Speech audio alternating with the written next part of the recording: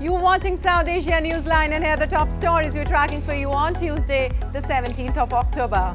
India's top court declines to legalise same-sex marriage.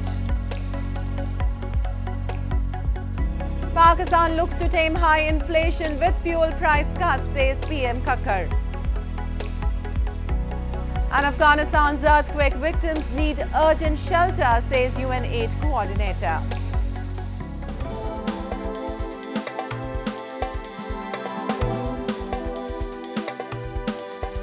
And now for all the details. India's Supreme Court on Tuesday said it cannot legalise same-sex marriages, with Chief Justice D.Y. Chandrachud saying making such a law is the domain of the Parliament. In its much-awaited judgment, the top court said that the right to marriage is not a fundamental one.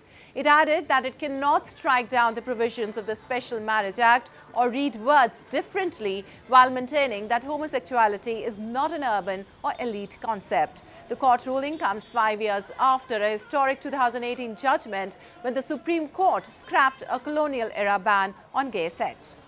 I think this wasn't something that we didn't expect completely. We did know that there will be some directives issued by the Supreme Court, and the directives have been very positive.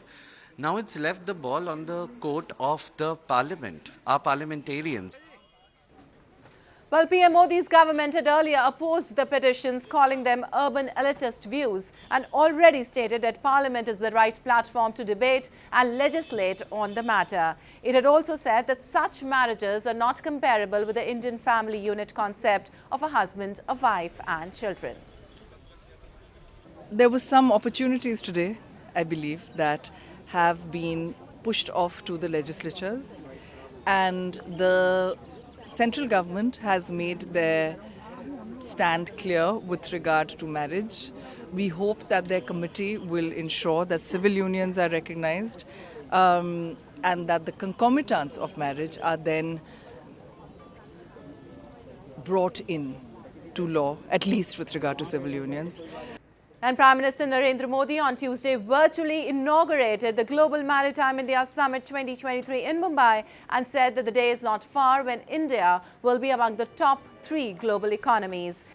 PM Modi said that everyone is looking at India in the hope that it will lead the efforts for a new world order. He said the Indian economy is gathering more strength while the world is in the grip of an economic crisis.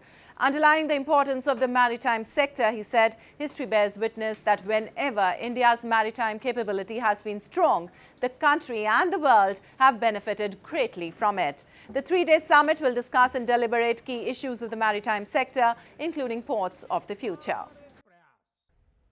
साथियों, भारत उन चुनिंदा देशों में से एक है जिनके पास development, demography, democracy और डिमांड का ऐसा कॉम्बिनेशन है।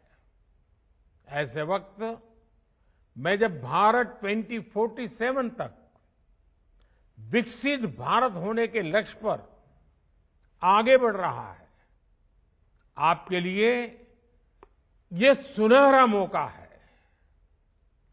मैं विश्व भर के आप सभी निवेशकों को फिर आमंत्रित करता हूं कि आप भारत आएं और विकास के रास्ते पर हमारे साथ मिलकर चलें। Moving on, the Pakistani government is looking to tame inflation with fuel price cuts and a price control mechanism, caretaker Prime Minister Anwar-ul-Haq Kakar said on Monday. The South Asian country is embarking on a tricky path to economic recovery under a caretaker government after a $3 billion loan program approved by the IMF in July averted a sovereign debt default, but with conditions that complicated efforts to control inflation. Effective Monday, the price of petrol dropped by 40 Pakistani rupees, while diesel cost fell by 15 rupees, the finance ministry said, citing decrease in price in global markets. Pakistan's inflation rate had risen to 31.4% in September from 27.4% in August, primarily due to high fuel and energy prices. Analysts, however, expect the fuel price cut to be short-lived and ineffective at taming inflation. And crumbling infrastructure in Gilgit, Baltistan continues to afflict the lives of locals in the illegally occupied region. A report. The poor condition of roads and absence of proper education and healthcare facilities have continued to make life difficult for residents of Darkut in Gilgit, Baltistan. Locals say the authorities do not pay any heed to their request and their patience has given way after no hospitals, schools and basic facilities are in sight to be developed in near future. Main मसाइल में यहाँ ये कि पहला माशी है, ज़मीन सैलाब की ज़द में आ गई है। फिर रोज़गार के हवाले से लोग यहाँ से दूर गिलगित दूसरे एरियाज़ में जाके जो है मजदूरी करके फिर अपने बाल बच्चों को यहाँ पालते हैं। दूसरे लेवल पे यहाँ पे जो हेल्थ फैसिलिटीज़ न होने के बराबर है। यहाँ एक डिस्पेंसरी वो है, फर्स्ट एड पोस्ट, वहाँ पे भी दवाई नायाब है। मुख्तलिफ़ टाइम पे जो मसाइल आते हैं, डेली गाड़ियाँ नहीं चल सकती हैं, गाड़ी वालों के लिए भी मसाइल है। तो ये सारी चीज़ें काफ़ी मुश्किल है। और एजुकेशन के हवाले से मैंने गुजारिश की ना, यहाँ ये लोअर मिडिल तक, उसके बाद हमारे बच्चे ज़्यादातर घरों में रहते हैं। People of Gilgit Baltistan have been waiting for years now for a better administration that would work for their development. However, corruption and ignorance have become major challenges, leaving the region's future in dark. And Daniel Peter Endres, the acting UN humanitarian coordinator for Afghanistan, on Monday said that the urgent need for the victims of earthquakes in the country is shelter. He said that there have been no earthquakes in Herat region for decades and housing that has been constructed there is not earthquake proof. For that reason, even if houses are not completely destroyed, people are afraid to go back to their homes. Since 7th of October, a series of potent quakes have jolted the area, burying families and leaving thousands homeless while winter approaches. More than 3,000 homes have been completely destroyed. The most urgent needs at this stage is really shelter, because it's already cold at night. People stay in the open, as I mentioned. They are even if they have houses that are not completely destroyed, they will not go into these houses, but because they have fear for aftershocks. Meanwhile, worldwide aid organizations and charities are continuing to distribute relief to all the earthquake-affected villages. Afghanistan's healthcare system, reliant almost entirely on foreign aid, has faced crippling cuts in the 2 years since the Taliban took over. And the recent arrest of 27 fishermen from India's Tamil Nadu state by the Sri Lankan Navy for allegedly poaching in its territorial waters has once again brought the fishermen issue to the spotlight. Tamil Nadu CM M.K. Stalin on Monday urged the centre to take immediate steps to get them freed. Members of fishermen's associations have also launched protest.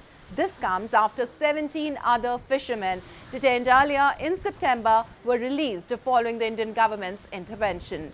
India and Sri Lanka share an expansive oceanic border without any perceptible demarcation.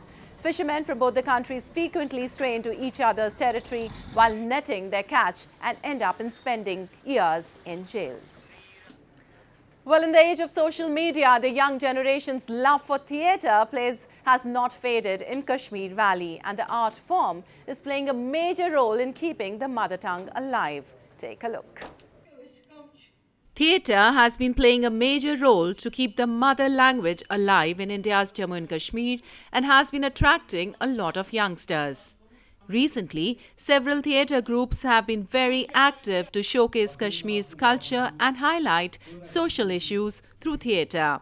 The performances are helping revive interest in Kashmiri literature and philosophy as young actors and directors try to bring out folk stories to the audience. अभी जो cultural academy हमारी मतलब बार बार festivals organise करती है, mostly उसमें Kashmiri pledge होते हैं, Kashmiri language से रिलेटेड होते हैं और कुछ मतलब ऐसे ऐसे अल्फाज भी होते हैं जो कि हमें सीखने को मिलते हैं, जो काफ़ी खूबसूरत होते हैं, जिनको काफ़ी अच्छे से पिरोया जाता है।